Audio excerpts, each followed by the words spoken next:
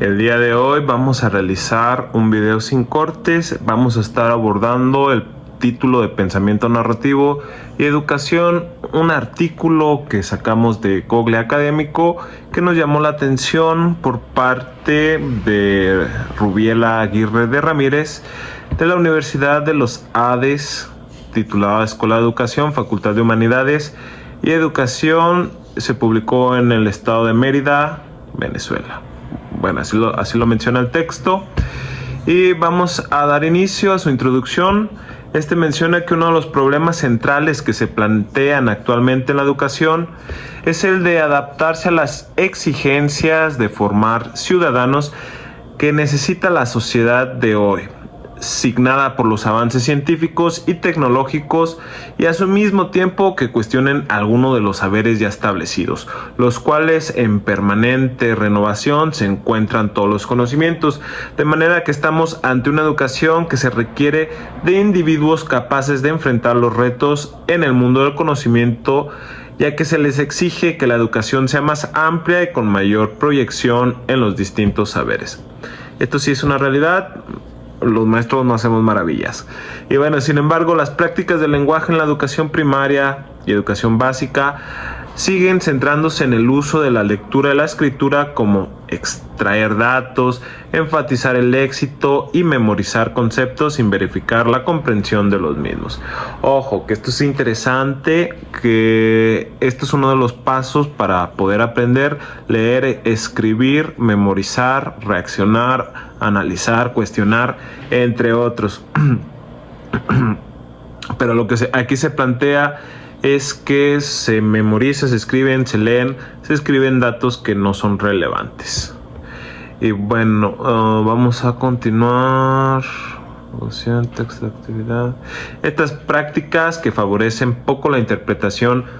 y producción de distintos textos y el desarrollo del pensamiento han desvirtuado el verdadero sentido de la actividad escolar, la cual debe ocuparse de guiar los procesos de comprensión, de producción de textos y de conceptualización para producir experiencias con reflexión y razonabilidad, con juicio en formación de las personas, según Lippmann en 1982. Y bueno, se aborda el texto a través de el autor Brunner en 1998, donde contrapone dos modalidades del funcionamiento cognitivo o del pensamiento: la paradigmática o lógico-científica y la narrativa, que es la que nos interesa en este texto. La primera se ocupa de las causas generales y está dirigida por hipótesis de principios. Emplea la categorización, un lenguaje regulado por requisitos de coherencia y no contradicción, conexiones formales y referencias verificables. Aquí vamos a agregar la citación en APA 2025 para que puedan consultar este texto y así ustedes puedan generar su propia crítica, sus propias opiniones y su propia identidad a partir de la información que capturan. Continuando, menciona que con este tipo de pensamiento se resuelven la mayoría de los problemas prácticos de la vida. Continuando con la lectura, también menciona que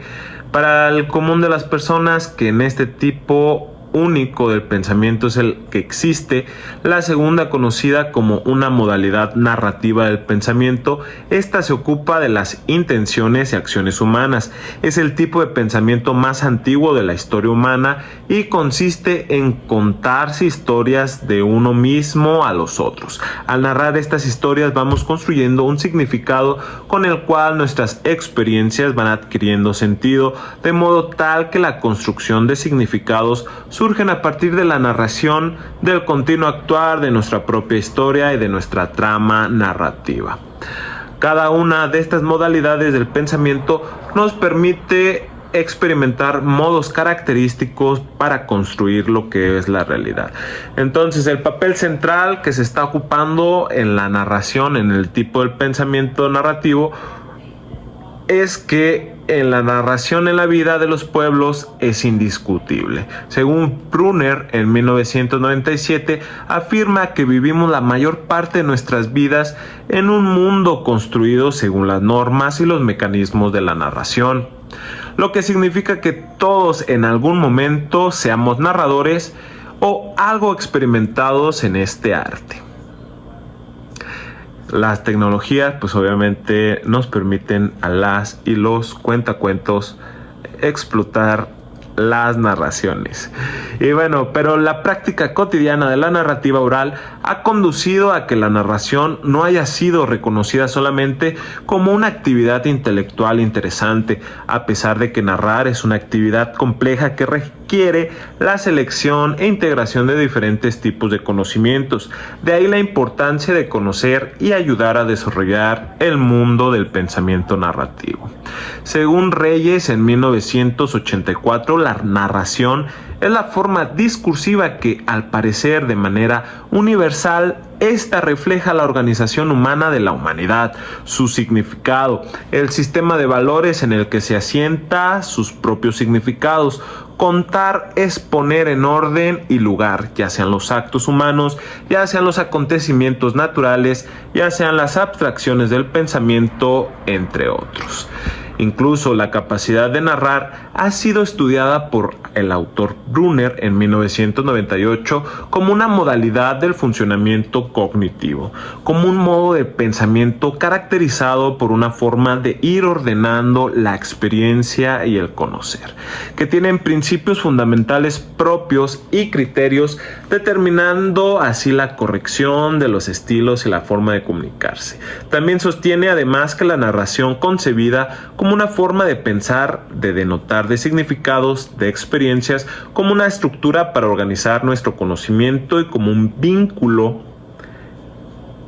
y un vehículo en el proceso de la educación que se debe de ser desarrollada en las personas tanto en la sociedad como en el ámbito escolar, ya que contar historias es un procedimiento opuesto al pensamiento paradigmático, ya que la historia surge de lo que es absolutamente particular y real, de lo que es sorpresivo, inesperado, anómalo, irregular, anormal. El pensamiento narrativo no sigue una lógica lineal, sino una función lógica, analógica, por semejanza de lo que implica un modo de pensamiento y una forma de ver impregnada nuestra comprensión general del mundo a través de letras, imágenes, sonidos, palabras, entre otros. Esto según Aliet en el 2005.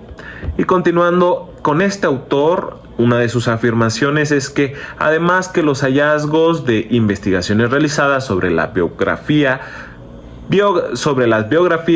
demuestran que nuestra historia están estructuradas por tiempos históricos y mundos materiales, para que aquellos tiempos y mundos estén profundamente influenciados por la manera en la cómo la gente lo construye, cuenta y escribe sus propias historias. Las narraciones son una parte fundamental en la vida de las personas y especialmente en los niños dentro y fuera de las escuelas, por su conexión con nuestros sueños, fantasías y la capacidad de hacer vivir aventuras y porque estimulan la capacidad de ver el mundo como algo inédito, como algo que se puede explorar indefinidamente cuando se permite expresar. Todo esto se fomenta el pensamiento divergente, la imaginación, la fantasía y la creatividad. De lo opuesto hasta aquí se infiere la importancia que tiene para la educación contribuir a desarrollar a todas las personas las dos modalidades del pensamiento propuestas por Brunner.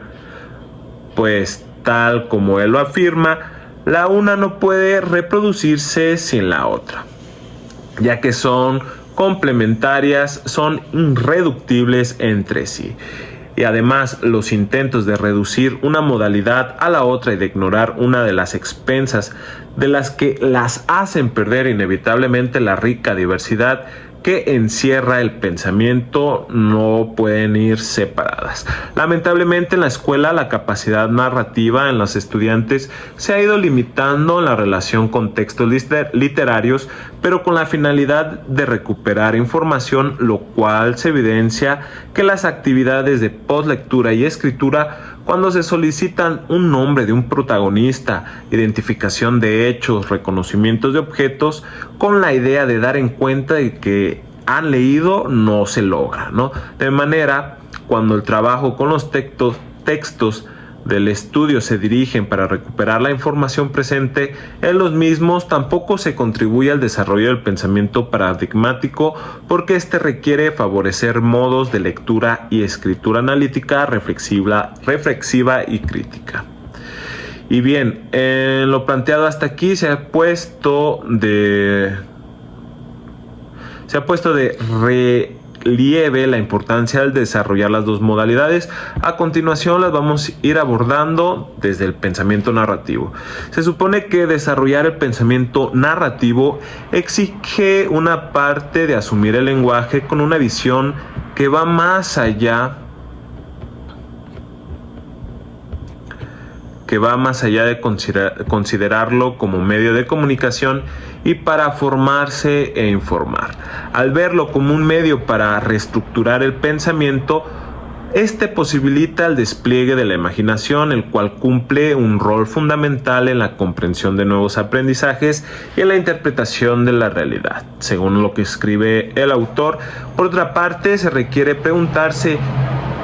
qué visión se tiene sobre la manera de hacer los buenos relatos. En este sentido, Burner en 1998 afirma que sabemos muy poco sobre este particular y que tal vez esta falta de conocimientos se deba a que un buen relato debe de construirse a partir de dos panoramas simultáneamente. Uno es el panorama de la acción, donde los constituyentes son los argumentos de la acción, agentes, intención o meta, situación, instrumento o algo equivalente a una gramática del relato. El otro es el panorama de la conciencia, lo que se sabe, lo que se piensa, lo que se siente o dejan de saber, pensar o sentirse los que intervienen en la acción de narrar. Estos dos paradigmas van de la mano y en lo anterior se destaca el papel del lenguaje en la reestructuración del pensamiento. Además de leer y producir narraciones, también permite desplegar la imaginación, potencializar la capacidad de expresión y comprensión, lo que lleva progresivamente a quien lo hace a ser de manera autónomo, a ya no utilizar las herramientas como las inteligencias artificiales, entre otros. De ahí que la narración juegue un papel fundamental como un instrumento para el desarrollo general de las personas. Principalmente se piensa que debe de ser desde la etapa de la educación básica. De acuerdo con Lomas y Thurston en el 2000, el texto narrativo constituye una herramienta especialmente idónea para el desarrollo de habilidades expresivas y para la construcción de competencias narrativas de las y los estudiantes, ya que ellos afirman que además el conocimiento de las características del texto constituye un dato decisivo para poder abordarlo de manera fructífera, ya que las formas narrativas aparecen con estructuras metafóricas utilizadas en las ciencias, en la que los elementos se personifican, discuten, entran en conflicto, actúan, luchan, se transforman, vencen o mueren, en las que se presentan diferentes procesos del mundo natural como si fueran cuentos.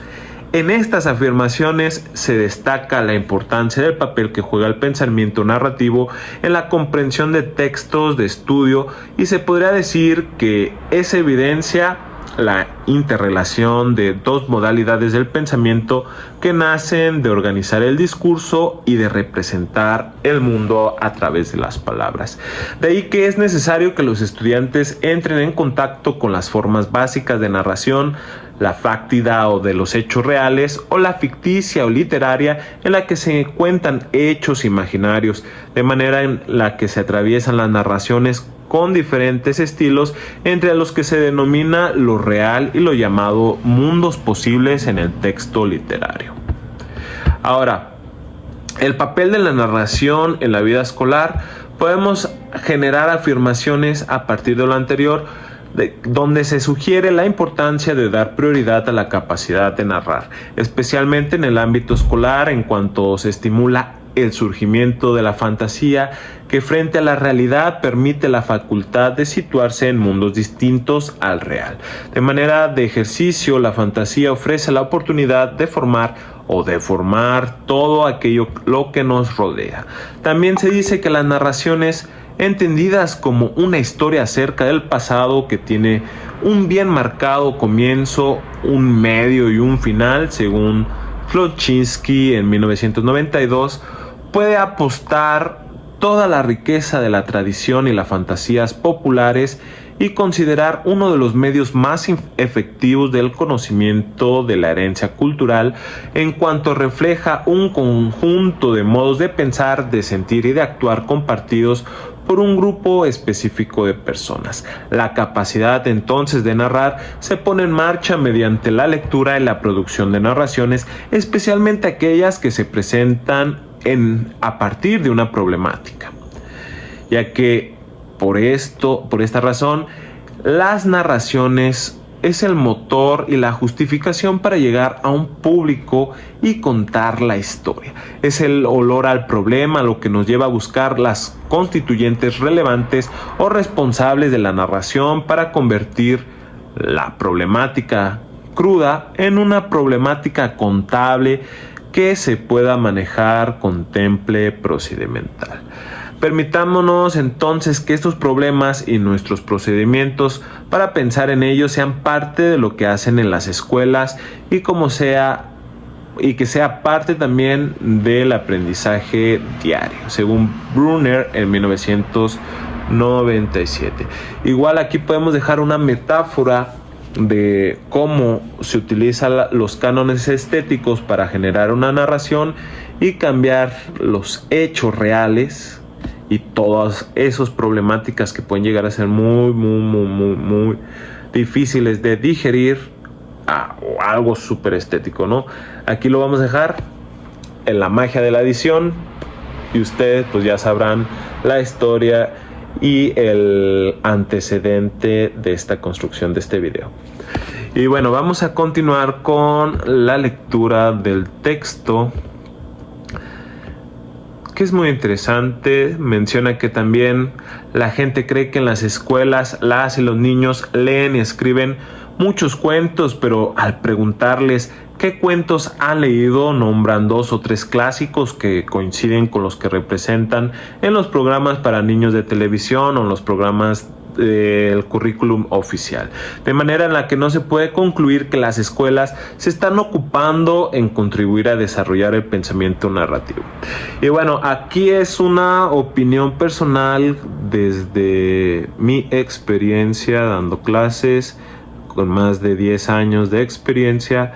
que las y los estudiantes no generan narraciones porque muchos de ellos se tienen que enfrentar al hambre, a la pobreza, a la violencia, a las adicciones, entre otros, que surgen desde su núcleo de su casa, y muchas veces las escuelas públicas no se llega a desarrollar esta ideología o este pensamiento revolucionario donde decimos que el texto y la narración. La realidad es muy diferente. Se quisiera que todo el tiempo estuviéramos leyendo y escribiendo, pero la verdad es que no pasa. No sucede porque no hay un interés, no hay un gusto, no hay un antecedente por parte de los familiares ni por parte de los maestros. Hay proyectos que pueden llegar a ser muy impresionantes en la forma de construir un texto, generar figuras retóricas, tiempos verbales, citaciones, entre otros, pero aquí esto es un aprendizaje individual y cada quien habla como quiere hablar. Así de fácil. Y bueno, también es importante reconocer que los cuentos ofrecen muchas bondades como instrumentos para desarrollar los modos del pensamiento narrativo, ya que para el despertar del espíritu del creador de las personas y para promover el carácter interpretativo del saber, según Sabater en el 2002, los cuentos nos acompañan a lo largo de nuestras vidas, ya que los cuentos viajan a través de nuestra alma y también se arriesgan, se comprometen y se generan. Ya hemos visto aquí en Fomento a la Lectura, en algunos de los textos que hemos estado leyendo, pues sí generan muchas emociones. Hemos llorado aquí, hemos consultado países, mundos, hemos viajado con la imaginación. Y bueno, el niño o el adolescente que se entretenga en el embrujo de la narración está desafiando a su ánimo de lo inexplorable y abriéndose así a las promesas de lo imposible, según las letras de Sabater. De ese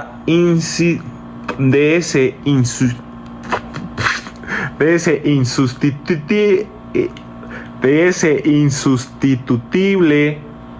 aprendizaje, el valor y la generosidad por la vía fantástica depende de buena medida al posterior temple de su espíritu la opción de determinar sus vidas. Pero vemos que esta cita está como copy-paste, como que dijeron, vamos a armarlo ahí el documento para hacer paja. Además de que, continuando con la narración de cuentos, esta influye en el desarrollo de capacidades intelectuales como la imaginación, ya se había dicho, pero ahora lo aborda Egan en 1999. Vamos a ir agregando ahí las citas para que si quieren consultar la información,